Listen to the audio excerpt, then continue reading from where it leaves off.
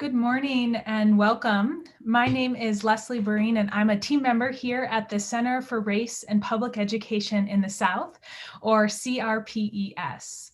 On behalf of our center director, Dr. Derek Aldridge, I'd like to welcome you to this panel discussion as part of the Race and Education lecture series. A couple quick housekeeping items to mention. This is a Zoom webinar, which means as an attendee, you cannot use your video or microphone. We encourage you to utilize the Q&A function at the bottom of your Zoom screen to submit questions throughout the discussion that can be addressed during the designated Q&A time. Please submit all your questions through that Q&A feature and not the chat. This discussion also has closed captioning through the live transcript feature. You can select to show subtitles or view the full transcript. Finally, this talk is also being recorded and will be available on the center's YouTube channel afterwards. As we kick off this lecture, it is my honor to introduce Dr. Bethany Bell, Associate Professor of Education in the Research, Statistics, and Evaluation Program, and Chair of the Department of Leadership, Foundation, and Policy at the UVA School of Education and Human Development. Thank you, Dr. Bell, for joining us today. Thank you, Leslie, for that warm welcome. It's my pleasure to join you and all the attendees for this important race and education lecture on Pushing the Boundaries, a conversation on the future of anti-bias research and practice in education. However, before we begin, please join us in acknowledging and paying respect to the traditional custodians of the land we are on today, the Monacan people. Our acknowledgement of the Monacan Nation reflects our commitment to a culture and inclusion by honoring those who were here first and whose continued presence is important in our future. We also acknowledge and pay respect to the individual lives of the American peoples who were sold and held in enslavement here. These enslaved people built and sustained the everyday life of the university. With those acknowledgements, we at the School of Education and Human Development value diversity, equity, and inclusion in all of its complexities and richness. The center was officially launched in 2018 to conduct and support empirical research on a variety of issues that lie at the intersection of race, education, and schooling in the Southern United States. The collective work at the Center for Race and Public Education in the South also illuminates the causes, consequences, and potential means of ameliorating disparities in African American youth educational experiences and achievement. The center is also currently working on initiatives to improve the teaching of African American history in K-12 education and to recruit more Black students into the teaching profession. This particular lecture series is one of many that the center hosts, which pushes our thinking on an important topic related to race and education. Today, I'm thrilled to welcome Dr. María Cioè Peña, an assistant professor in educational foundations and community engaged teaching fellow at Montclair State University, and Dr. Stephanie M. Curenton, an associate professor at BU's Wheelock's College of Education and Human Development, and the director of the Center for Ecology of Early Childhood Development. They're joined by our own Dr. Natalia Palacios, an associate professor of education and educational psychology, applied developmental sciences program here at the UVA School of Education and Human Development. I'm looking forward to learning more from these panelists as they engage in critical conversation of existing research on anti-bias educational practices and consider ways in which we can expand these perspectives to include deeper understandings of systemic bias and recognitions of students' humanity. So with that, next I would like to introduce my colleague, Dr. Natalia Palacios, the moderator today. Dr. Palacios has two main lines of research that focus on the familial and instructional process that support children's academic and social emotional development during the transition to school and the early elementary period. Her research on families identifies the practices in which parents and siblings from minoritized backgrounds, e.g. Latino, Black, immigrant, English learner, engage that informally and formally support and prepare children for the transition to school. Her research in school context identifies malleable classroom factors that support the academic achievement and cognitive and social development of children from minoritized backgrounds, with a particular focus on the benefits of bilingual and dual language programming. Dr. Palacios is the current program coordinator of our Educational Psychology Applied Developmental Sciences program here at the School of Education and Human Development, and will now introduce our panelists. Thank you so much, Dr. Bell, for joining us today and for those lovely introductions. And also thank you for the Center for Race and Public Education in the South for sponsoring this important discussion. It is now my privilege to introduce our panelists. I'd like to welcome back Dr. Stephanie Curenton, who earned her PhD here in the Developmental and Community Psychology program at the University of Virginia. She currently studies the social and cognitive and language development of low-income and minority children within various ecological contexts, such as parent-child interactions, early childhood education programs, early childhood workforce programs, and related state and federal policies. Dr. Curenton's research has been funded by the U.S. Department of Health and Human Services, the National Academy of Sciences, Ford Predoctoral Fellowship, the American Education Research Association, the Foundation for Child Development, and the W.K. Kellogg Foundation. She was awarded a Research Policy Fellowship from the Society for Research on Child Development and the American Association for the Advancement of Sciences, and worked in the Office of Child Care. She's previously served as an associate editor for the Early Childhood Research Quarterly and Early Education and Development. She's also served on education nonprofit boards for the National Association for the Education of Young Children and local Head Start, and also leads, is it SEED? Is that how it's pronounced? Perfect, wonderful. And I hope we hear more about SEED. Dr. Curenton is also co-author of a 2020 book called Don't Look Away, Embracing Anti-Bias Classrooms, which I really enjoyed reading and I recommend to both researchers and practitioners. And now, and thank you so much for joining us today. Now I have the pleasure of also introducing our second speaker, which is Dr. María Cioè Peña. She's earned her PhD in urban education from the Graduate Center, City University of New York, where she was also an Advanced Research Collaborative Fellow and a Presidential Magnet Fellow. She's a bilingual, biliterate education researcher and educator who examines the intersections of disability, language, school-parent partnership, and education policy. Taking a sociolinguistic approach and stance, she pushes and reimagines the boundaries of inclusive spaces for minoritized children. Stemming from her experiences as a former bilingual education teacher, Dr. Cioè Peña's research focuses on bilingual children's disabilities, their families, and their abilities to access multilingual and inclusive learning spaces within public schools. Her interests are deeply rooted in political economy, racial linguistics perspectives, critical disability awareness within schools and families. Dr. Cioè Peña's dissertation has won awards from major organizations in the field of bilingual education. She was a first place winner for Outstanding Dissertation by the National Association for Bilingual Education in 2019, and a third place winner for the Outstanding Dissertation by AERA's Bilingual Education Research SIG in 2020. Her forthcoming book, Mothering, labeled Children, Bilingualism, and Disability in the Lives of Latinx Mothers, I haven't had the pleasure of reading, but I have had the pleasure of ordering, as it is now available for pre-order. Dr. Cioè Peña centers the lived experiences of Latino mothers as they navigate the processes of advocating for their children in systems that discount their rich and cultural and linguistic traditions. So I'm also very grateful for you joining us in this conversation. So thank you both very much.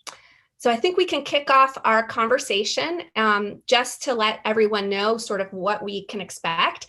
I've offered all of you or both of you a set of questions to sort of guide our conversation, but we don't necessarily sort of have to stick exclusively to these questions. And certainly if our discussion takes us elsewhere, so be it. We'll also be monitoring the Q&A, and if relevant questions come up from the audience, we will introduce those as well. I also apologize if I'm a little shaky and a little off sorts. I had my second vaccination yesterday afternoon. Thank you. I feel very grateful, but it definitely has had a bit of an impact. So I'm not usually I'm much more high energy than this, if you can imagine.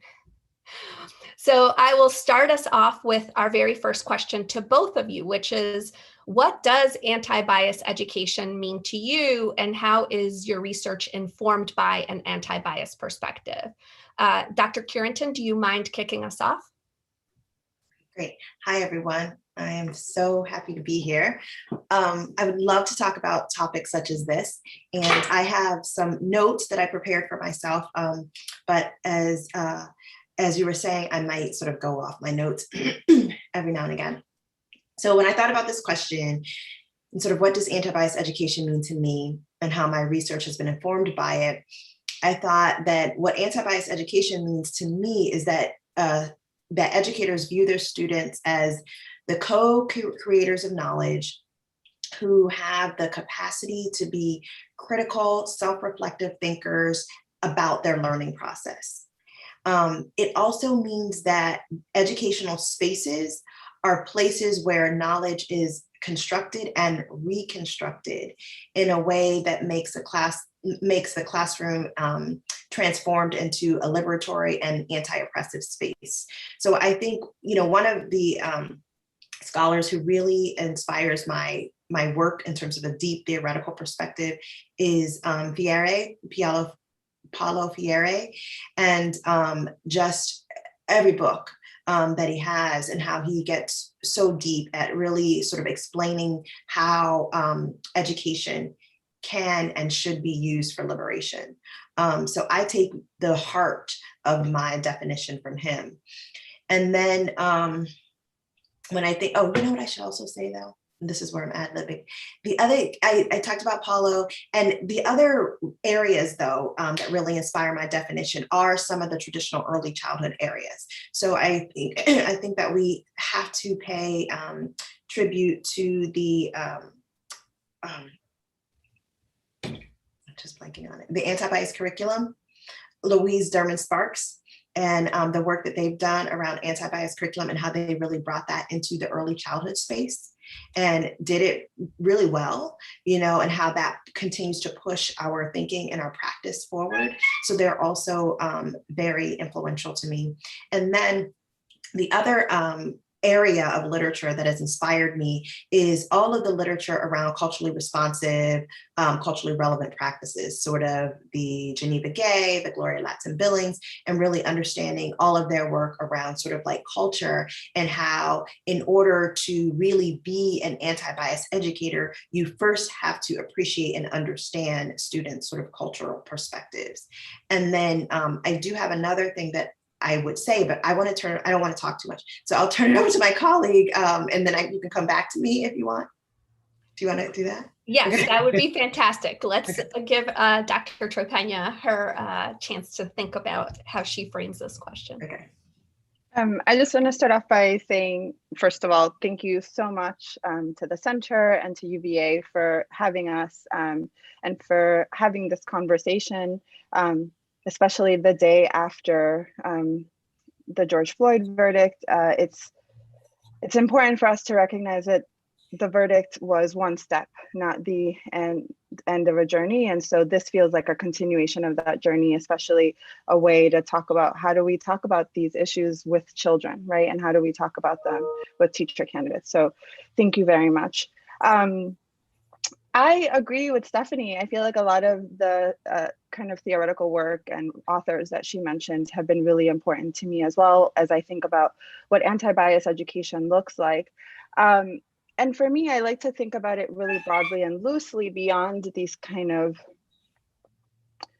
theories and kind of set stones, because I do think sometimes we can approach some of the work that exists, including Freire's or even, Vygotsky's work, and think about it in static ways. So I really like to think of my definition of anti-bias education to be really rooted in communities and really rooted in people. So for me, it's education that pushes students and teachers to grow, regardless of their positionality or the places where they're living.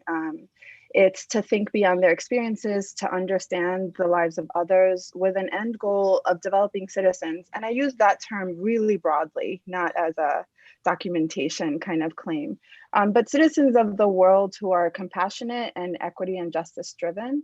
You know, it comes up in my research by me having to recognize my own biases, right? And that of other educators, particularly biases that may not appear or feel oppressive, like positioning educators as experts and parents as empty vessels, or making assumptions about what it feels like to raise a child who has been classified as having a disability or classified as being an emergent bilingual, or what it's like to engage with school agents. So for me, it's really about how do I enter a space, recognize that I need to grow and that I will grow if I'm open and engage in an open way, and also recognize the wealth that the people that I'm working with introduce to the conversation as well. And I think that that's what anti-bias education is and can and should be.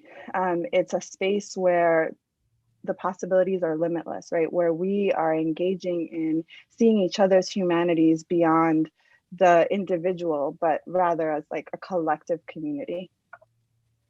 That's great. Thank you both so much on that. And, you know, it's lovely that both of you sort of center both the student experience and the teachers, right? And recognize that this is sort of a dynamic process that needs to be recognized rather than sort of a static one, which is, and I heard that in both of your sort of framings. So given that this is a dynamic process, what do you all think are the greatest challenges that you identify towards the implementation of this type of approach that does recognize students' humanity, that centers their experiences? Yeah. So I'm gonna, this time I'll ask Dr. Cioè Peña to start us off, and then Dr. Curenton can wrap up the question. Thanks. So I've been thinking about this since you sent us these questions, which are wonderful. And I keep returning to this place of individualism. I think that individualism, and particularly the ways that individualism kind of manifests lack of humility or fear of being wrong, is probably the greatest threat that I can imagine. I think cancel culture has had some negative effects on growth. Similarly, meritocracy, right, makes it so that people still believe that some in society deserve their place without acknowledging that meritocracy is a farce, right, that really benefits the haves while penalizing and villainizing the have-nots. And I really think that that is, for me, the greatest barrier that I can see. It's people feeling scared of being wrong, people feeling scared of being critiqued, of being judged. And I think the way we should approach this work, all of us, right, is recognizing that we all have areas of growth, that we all have experiences that we don't have access to, right? Experiences that would allow us to have a greater understanding of the world, right? To have multiple perspectives, to understand discrimination, to understand oppression, but to also understand privilege. I think that one of the things for me that was very, very difficult was recognizing how my practice as a bilingual special education teacher in the past was in keeping with oppressive practices, right? I positioned myself as a saint in some ways for working with these children and for being so wonderful, and I'm so kind and so good. And I think a lot of what we envision teaching to be also is around this huge self-sacrifice, right? And this perfect person and this godly person in some ways. But we're human. We're all human. We're all human in our interactions, and we all need to find community, and we all need to recognize that our communities may be really homogeneous, and understand why that is, right? And that it's not the fault of others who are in some negative positions, but that we're all parts in this mechanism. Is that kind of? No, that's really helpful. And hopefully Dr. Curenton will add to this. Yeah. So this was a hard question for me to answer as well. And I just always have trouble with this because this idea of it's a very complex question about how do we recognize humanity. And when we talk about educators not being able to recognize the humanity of children of color, we have to realize that for hundreds of years, the white population was explicitly taught to view these people as non-human. And so in particular, Native Americans were viewed as savages and African Americans were viewed as chattel, right? So the challenge is, how do we help a whole population of people unlearn centuries worth of programming? And I just think something like this cannot just be done in one generation, because it took so many generations for us to get to this point. And so I just think it's such a complex question that we're maybe just now beginning to ask ourselves and to unpack. And I think even with the verdict for George Floyd, it is one small step to understanding the humanity of people of color, but we have to make sure that we are narrating that verdict and that story as one about humanity and not just about justice. Because something being just is not the same thing as understanding and valuing that all living beings have the same humanity. And so I just think that there's so much more work for us to do. And I think that this is one of our ways in education where we have to think about this critically and start to think about how we can intentionally start to build this into our practices and into teachers' practices and into future generations' practices, because it took us generations to get here. It's going to take us generations to get out of it. Thank you, Stephanie. That's such a powerful way of kind of contextualizing it. And it really touches at what has been my worry about what's going on in classrooms today, right? Of this being, of the verdict being presented as justice when it's really one step in accountability, right? Justice is something completely different than what happened in that courtroom yesterday. And I feel like that is key to that humanity conversation, right? That justice isn't necessarily about humanity, right? Justice is about laws and practices and about the system working correctly. But, you know, Amanda, I'm gonna mispronounce her last name, Gorman, our youth poet laureate, put yesterday on Twitter, you know, every day that a Black individual continues to be concerned about their safety is a day that justice is not being put into place, right? Or some version of something like that. And I think that what you just said really kind of culminates why this anti-bias education work is not just about classroom to classroom. It has to be a collective move forward. Thank you for that. And what I appreciate about the way that you both are framing this is that you're recognizing the relationship between our individual responsibilities, right? This notion of the individual, but recognizing that the individual helps construct the systems that are in place that don't recognize, that sort of perpetuate themselves in a way that do not recognize the humanity of the students, especially minoritized students. So to that end, it sort of leads really nicely to this next question, which is, thinking about systems, what responsibility do you think teachers, school districts have towards providing these types of educational spaces that you describe to meet the needs of the children that they're serving? So, you know, more easy questions. Okay, so it's my turn to go first. Okay. Yes.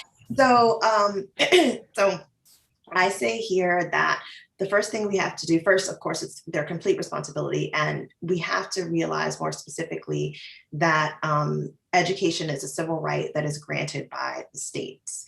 And so therefore it's the state's legal, but also moral responsibility to provide education that fosters children's development so that they can grow and be educated into those adults that you were just talking about in terms of being not just citizens, we're not going to use that word, but they can develop into adults who can help society function. Right? Mm-hmm. That's what we're really striving for. And it is the right of all children. And when we talk about children with special needs, they have even more special rights that they are entitled to. But I just think overall, it's the responsibility of the public education system to do this work on behalf of the populace. And I think that they need to start to do it better, in so many different ways. One way is what we're talking about here today with this whole anti-bias view.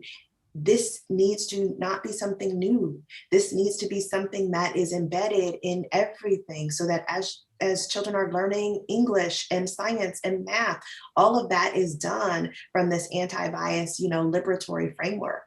And in order for us to do that and to change it, it goes back to this idea again of how do we change the laws? How do we change the policies so that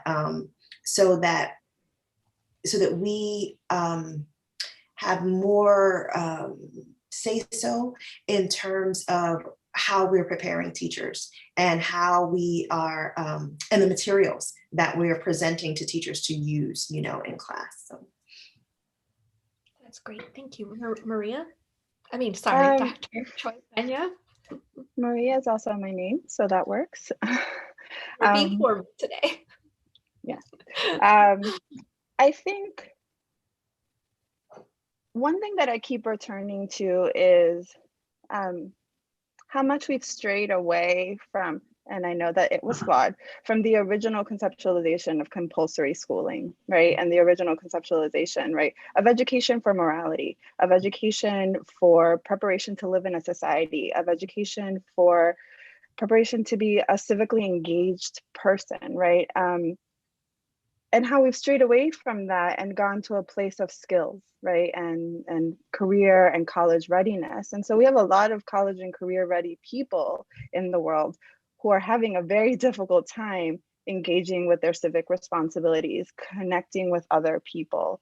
And so I feel like it's absolutely 100% the responsibility of schools, of public schools, of teachers, of districts, because they have taken on the responsibility of making education compulsory, right? If we're going to say, this is the place where we will prepare your child, this is the way that we will, make sure that your family has mobility and opportunities, then we need to make sure that we're preparing them in the ways that families want them to be prepared, right? Not just in the ways that employers and potential industry and, capitalist culture wants them to be prepared.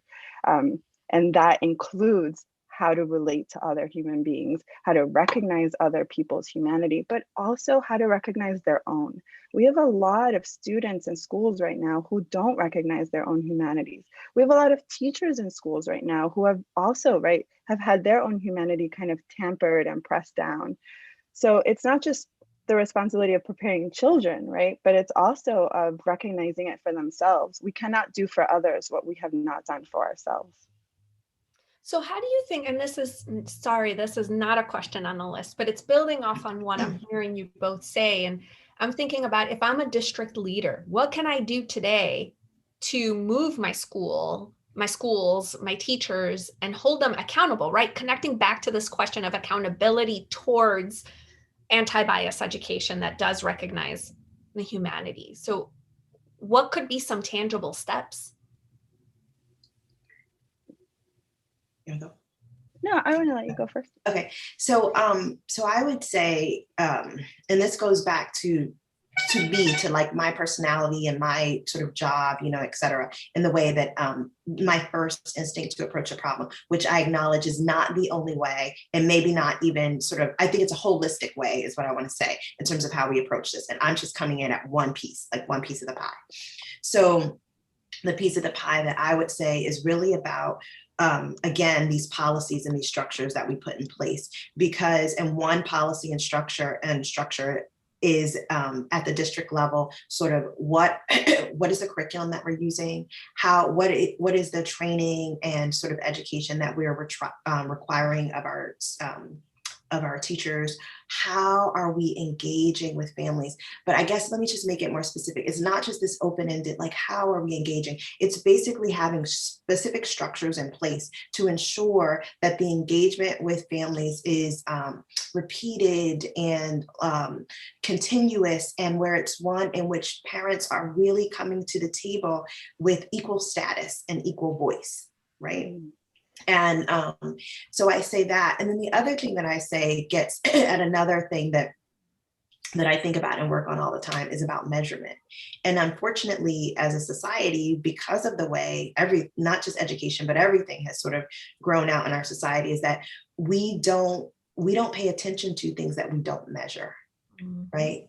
And so, one of the things that I've started to do with my work is, like, if we really want to change this, we have to have measures that show that this is not working properly, so that we can present that to the districts, to the states or whatever, to say, this is where you need to grow. So that's one piece of the pie, but like I said, it's a whole pie. So I'll turn it over to Maria. And it's previewing one of the questions that I'm asking you, because I'm really excited about that work that you're doing. Yes, Dr. I think to build on Dr. Curenton Jolly's work, comment is, I'm really interested in thinking about at the person level, at the teacher level, at the school level. And so I've been writing, and in some pieces I've been talking about how we need to have restorative justice circles in schools and in districts for adults and families. We need to have, even if it's local or really community-oriented versions of truth and reconciliation conversations, right? Like, we need to get everything out on the table, because I think what happens is that district leaders are working with the desires, right? The hopes and dreams, and here are some goals, and it can be another metric, right? Here's another metric that we need to meet, but how do you ensure that people actually want to come to that space, want to meet that work, want to take it on? And I think that we need to have really hard conversations. We need to have hard conversations about how we interact with each other as adults, how we interact with our colleagues, how we interact with families, and then we can start talking about how we interact with children. But a lot of what happens with children is reflective of or microscopic versions of the ways that we treat adults. And in some cases, we might have more kindness or more joy, but those thoughts are still there. And particularly because I've had a lot of conversations with teachers who can say really disparaging things about communities of color or marginalized communities when they're thinking about it for adults. But if you say something about a child, they're like, oh no, but that child is precious and innocent. It's like that adult was once a child. That child will be an adult, right? So we need to just have hard conversations, and we need to really think not only about what do we say about how we feel, but how do we move forward in a way that's affirming to all of us, right? But especially to children. Thank you both on that. One of the questions that just came up on the Q&A is very similar to one of the questions that I was going to ask you about community partnerships and effective homeschool community sort of relationships. The question states, when building partnerships with educational stakeholders for system change to promote anti-bias education, how can we build these bridges and start these conversations?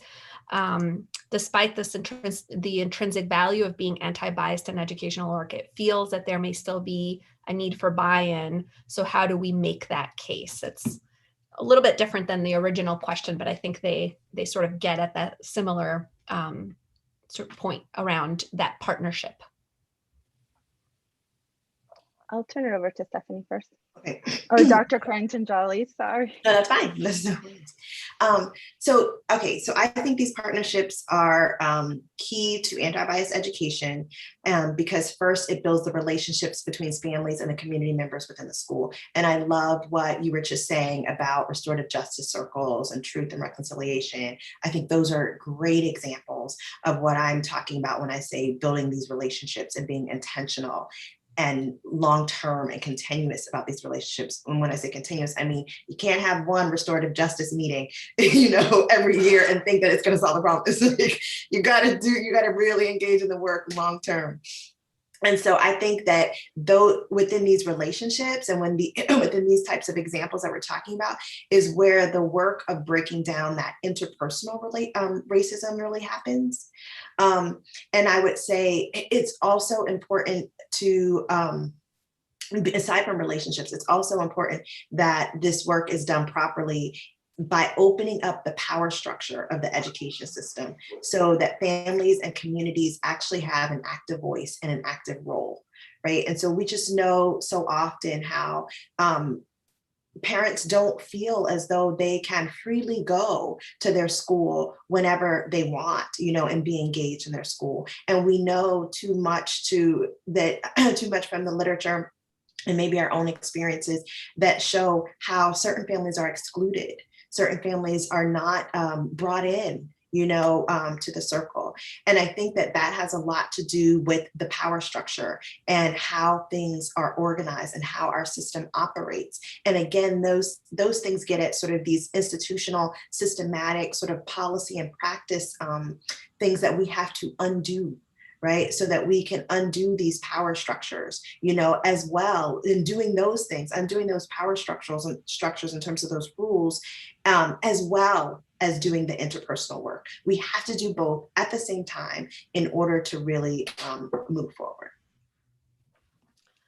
We've had a follow-up question. I'm so sorry, but if we can sort of follow up and then if we can integrate maybe some of the response to this particular question. It's specific to this individual, but I think it speaks to sort of a bigger question that may come up when thinking about how do we integrate this into broader spaces.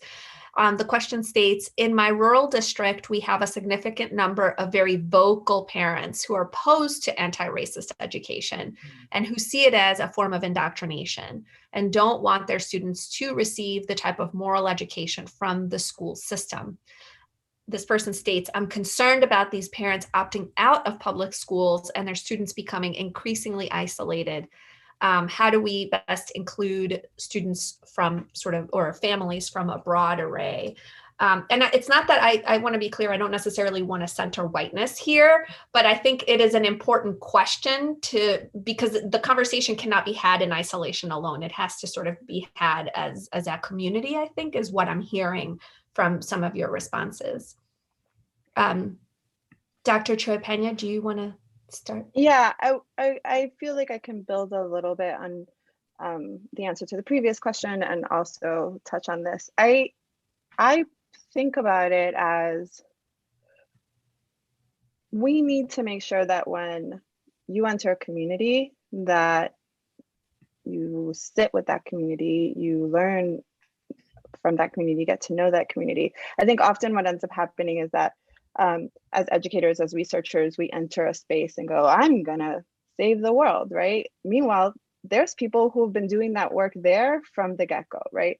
And I would say that that's one of the first ways to kind of build these community partnerships is find what's already been done, because that means that the agenda has already been set by the community, right? They have some interest, and then you can contribute to that, build on that work, and then be able to talk about, well, what about these possibilities? What about these conversations? Because I think that, we have to be really careful about not just entering a space, saving the day, right? And that's a different type of colonialization, right? It's a different type of bias that can be introduced to a community. So I think really recognizing the wealth that's being there, doing your homework to identify what work is already being done and how can I lend my resources to that labor and to those efforts is one way to begin. With regards to the conversation of how to have buy-in, I'm pausing because I'm revising my answer in my mind. So if you're going to revise, I was going to say, if you're going to revise, let me just say it out loud. Yeah, like, because I think that, yes, while we want to be sensitive, et cetera, and all the good things that you just talked about, we have to realize that we can't give too much credence to the powers that be when they push back and say, well, I'm uncomfortable if we become less racist, right? If we do that, if we were waiting for that, then we would still have slavery. We would still, we would not have, the civil rights movement. We would not have, gay marriage. Like, we can't wait for those people that are anti to come around and sort of have this big epiphany of things. It's like, we just can't. We just can't do that. And honestly, if it's a concern about children being isolated, I would communicate that. I would say, this is the society we are building. This is the work that we are doing, and this is where it's moving. And I feel like families can opt out. That is their choice, right? But so many families don't have that option, right? So many low income, marginalized students with disabilities, all of these students who are at the margin, who are being harmed by not addressing this, do not have those options. So for me, if you have the option for yourself, then you should do that for yourself and your family. But we need to be tending to the people who don't have those options, to the people who are most being harmed by a white, Eurocentric curriculum and Eurocentric teaching practices and ways of being. Like, I'm sorry, I don't get to go to all the parties. Like, I'm saying, like, I'm sorry, I don't get to go to all the things that I want to go to. If like, we also need to be able to have boundaries for children and protect them in ways that adults aren't doing that work, right? I think about the way we talk about vaccinations right now. You have choices that you can make, but your choices impact others. And so we're going to make community choices here. We're going to make choices that benefit the larger group and the people who have had the least amount of benefit or opportunity within the existing educational system. I mean, public schooling has been an experiment for 100 years. And for 100 years, we've been doing the same thing, and now we need to change it. And people have been calling for change for at least 70 of those years, right? And I think that this also takes us back, this question also takes us back to the original purpose of education that we talked about in the beginning, is that the original purpose of education was it's a moral education. It's about sort of how do we educate our populace in a way that we're able to function properly, that we're able to function in a peaceful way, in a productive way, in a cooperative way. That is the purpose of education. And living out that purpose means that sometimes we have to upset the status quo so that we can push forward on a higher moral path.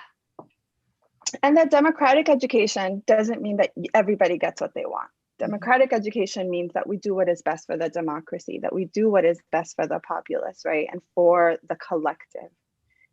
That's also really important. Even if we think about it as a republic, right? It's about one and about doing for all, not just for the people who feel uncomfortable or who are, and threats are also a very strong way for people to shut down conversation and shut down progress.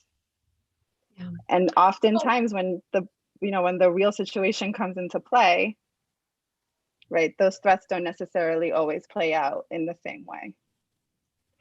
So thinking about sort of the conversation we've been having, what do you all think is the role of schools of education, right? So like ours and some of the spaces that you all are situated in, to support and advance what we're talking about, this anti-bias education? So I'll just say, I think we have so much work to do as scholars in this education space who prepare future generations of educators at all levels, from preschool all the way up to college. We have so much work to do. We need to get honest with ourselves. We need to get out of our own way. We need to stop listening to the voices within our colleges and universities that are saying, wait, this makes me feel uncomfortable, I don't want to do this, and push forward. Because we are we're sort of like that top level of the change agent in the system, because we are preparing the people who will then go out and be in the classrooms on the ground and doing the daily change that they're engaged with. So we have to take responsibility for being part of the system and do the change that we need to do internally so that we're able to prepare the future generations.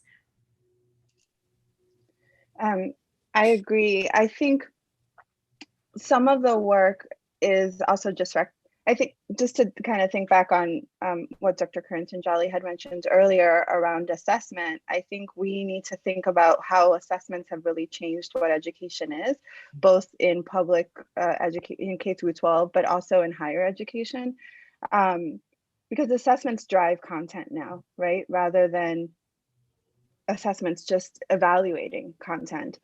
So there's a lot of fear, I know, particularly for scholars of color and especially women of color, to teach anti-bias courses or work in their university classrooms, right? Because those evaluations matter towards tenure and promotion or to sustaining your work, right? So that's like a small thing to kind of think about. It's just the way that assessments, not only in K through 12, influence teaching practice, but also in higher education.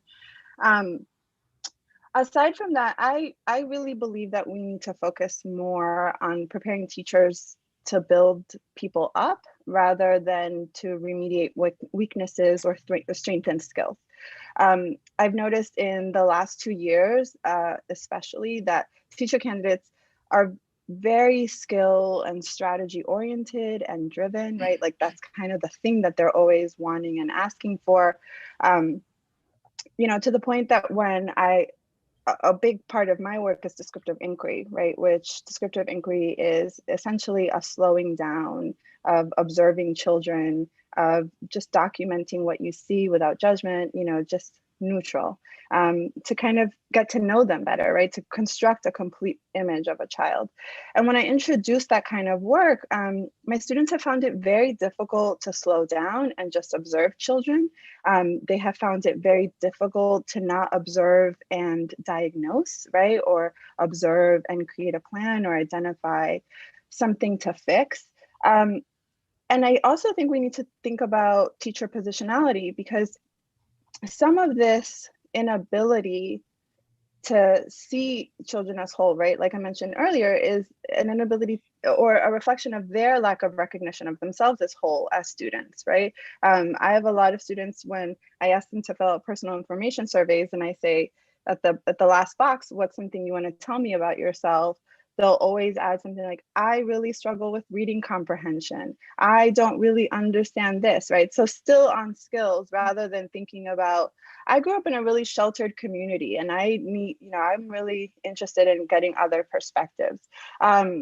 Dr. Carla España, who is at Bank Street, does amazing work of immersing teacher candidates in the emergent bilingual experience. She has them read that kind of literature and uses her courses around children's books, right, that students read to get them in that mindset, right, of like, how do we understand these experiences? And I think we need more of that kind of work. We need more of that work for teachers to reflect on their schooling experiences, to recognize what it is that they would like to change or maintain, the ways that they saw themselves supported, the ways that they saw themselves ignored. I think a lot more of that work would create candidates that are empathetic and can align themselves with their students more than with the standards or with testing culture. Thank you both. I'm keeping sort of mind our time, and I do want to get to the last few questions. So if you all don't mind, I'm just sort of going to move us along here. In terms of thinking about future researchers, how or what do you recommend for new scholars entering the field, sort of beginning to develop their intellectual identities? How can they begin to incorporate and think about these issues in their research agenda? How can they become anti-bias researchers, essentially? Okay, so I would first say, when we think about language, again, I would first say that we shouldn't be saying incorporate an anti-bias perspective. What we really want to say is ground your research in anti-bias theory and literature. And then this would mean that everything that you do, starting from your very questions and moving through your methodology and analysis, would be conducted via this sort of anti-bias framework.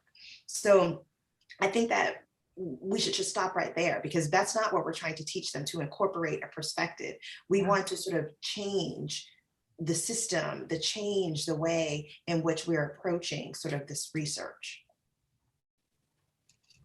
Yeah, I think, sorry, I think in addition to that, I would add, exploring theories and theorists that, come from the communities that you wish to work alongside from. I think that's really a starting point.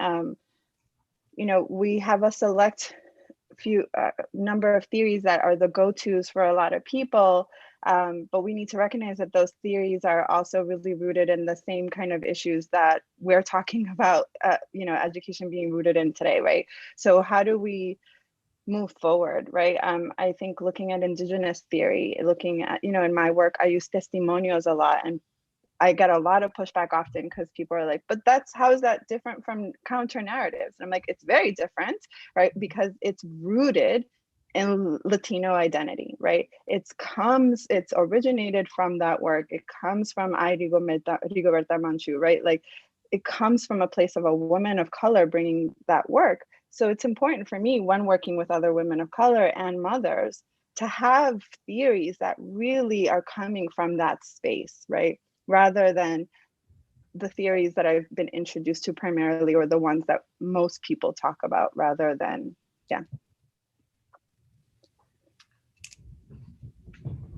This is really great. It has me thinking sort of about, as a program coordinator who is responsible for thinking about the curricular kind of structure of how we prepare our students, how can I push us to put this, to center this in terms of the way that we do, methods, the way that we do even just the beginning of like how to ask questions, and who we choose to center in those questions, I think has really brought up a lot to think about. So I really appreciate you both challenging the framing of the question.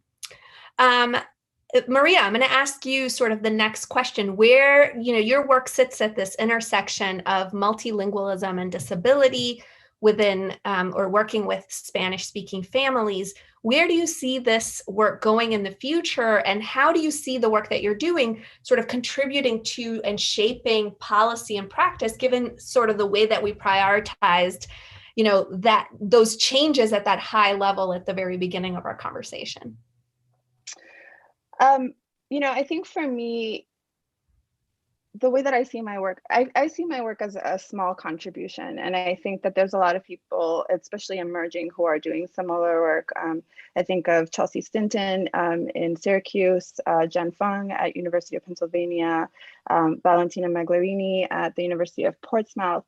So there's a few people, right? There's lots growing who are looking at this intersection of language and disability. And my hopes in my work personally, and the collective work, is that we really start pushing this understanding of parental agency and recognition of parental contribution. One of the biggest limitations that I find towards moving forward is that IDEA, which is the main policy that kind of oversees disability instruction, really puts power in parents' hands, right? But it's very much based on a Western perspective of what education is like, where parents can show up and they can think of education as transactional. And that's not necessarily true for families that are culturally and linguistically diverse. They don't view education as transactional. They have a lot of respect for educators. So I want to change the ways that we interact with parents. I want to make clear the ways that we communicate to parents that we're actually not interested in what they have to say, even when we offer them a seat at the table. I want to bring forward policy that understands that even though we're tending to marginalize learners in bilingual education policy and in English language learning policy, that can also be ableist, right? And that can be exclusionary, and that policies that are really supportive of students with disabilities can also be racist, right? And are racist for the most part, right? Because they're all products of the same system. And so we're not recognizing children's humanities because we're still parsing them out into the sum of their parts rather than their whole, right? We're no longer looking at whole children. We're looking at classifications. We're looking at labels. We're looking at grades.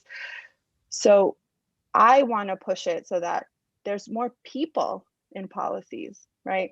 Not just people in creating the policies, but people in how the policies play out, people in how the policies are evaluated. And those people shouldn't just be the loudest ones, right? Or the ones with the most agency or the most power. It should be the ones who are viewed as the ones that we're aiming to support by those policies. So that's my hope, that we can create policies that are more holistic for children rather than policies that ask us to tear them into pieces. Thank you so much for that. Stephanie, the last question is for you and the work that you and your collaborators are doing on measurement. We've spoken a little bit about it and why you think why it is so important, not just why you think it's important, but why it is so important, especially the assessing classroom sociocultural equity scale and the work that you all are doing in developing that. I see that as sort of pushing the bounds of how we think about quality in the classroom. And so I was hoping that you can speak to how you see this work evolving and impacting both sort of research and classroom instruction in the future. Yeah, so I think that I hope that it will completely revolutionize how we view quality, right? And I hope that at the end of the day, our view of quality will be changed so that we will never again be able to explain how a racially inequitable classroom can be high quality. That we will start to see these things as one and the same, right? And so what I hope it's going to do is like what we said with research and whatnot, is really put equity up front. So it's sort of thinking about what does quality look like from this anti-bias, racially equitable perspective. And it's not sort of coming in as like one piece, like one little factor here, one little item that we're going to check off. It's sort of grounding, it's sort of starting at the top and then going down. And and I hope that it will evolve into a system in which we will be able to use the tool as a formative assessment of teacher practice that can then fuel our knowledge and in our sort of professional development around teacher change. So I see it as though it will allow us to get information from teachers and talk with them and work with them about sort of the places in which they need to grow and reflect and help and support them as they do that, and doing it in a continuous way, again, with the understanding that these ideas around sort of racial equity are ideas in which it's a long-term commitment, it's a long-term growth, it's not a one-shot thing. And so being able to sort of use something like this as a continuous part of our system, a continuous part of like quality improvement. Well, this has been an absolutely phenomenal conversation. I can honestly tell you all that in just this, 50 minutes that we've been having this conversation, I feel like I've learned a ton. I hope that the participants and folks who have the opportunity to listen to it also learn as much as I feel like I got out of it. So I just want to say and express my gratitude to both of you for your time and commitment to this work. It's so, so very important. And I appreciate sort of the opportunity for folks associated with the Race and Education Center and lecture, giving us this time to be able to have these conversations and sort of put this information out there. So I was asked to say, please follow us on social media for regular updates from CRPES and the future of the Race and Education Lecture Series. And thank you all for attending, and I wish you all a great day. So thank you all. Thank you so much. Thank Stephanie, you. this was such a pleasure. Thank It you was so so much. great to meet you. It's just so